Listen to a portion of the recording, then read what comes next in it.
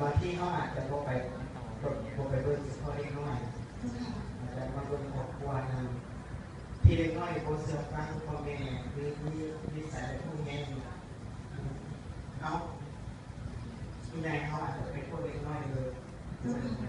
เป็นเหตุผลที่เล็กน้อยเป็นแบบนั้นเพื่อถามว่าเป็นอะไรเพื่อเป็นแบบนั้น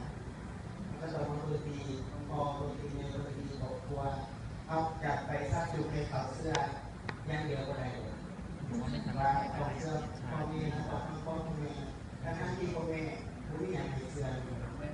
ก็เลยมาดูเสื้ออะไรนี่คือเหตุผลที่สำคัญฉะนั้นการที่จะให้ใครว่าเสื้อพ่อเสื้อแม่หรือนิสัยลูกพ่อแม่คนไหนถ้าเราต้องการลดพื้นฐานของพ่อละคนรู้ของพ่อพ่อที่ต้องดูงานก็ต้องเริ่มต้นจากที่ตัวคุณพ่อคุณแม่ก่อนด้วย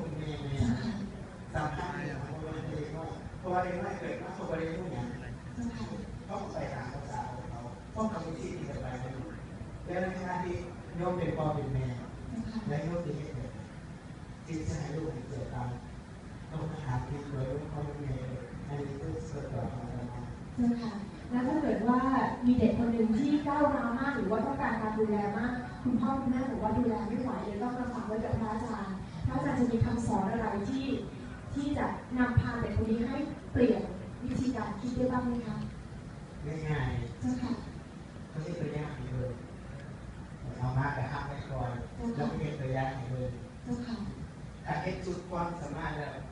ยังโมเปลี่ยนในที่คอยว่าการเป็นบางกาเราไปเป็นตัวอย่างที่สำคัญที่สุด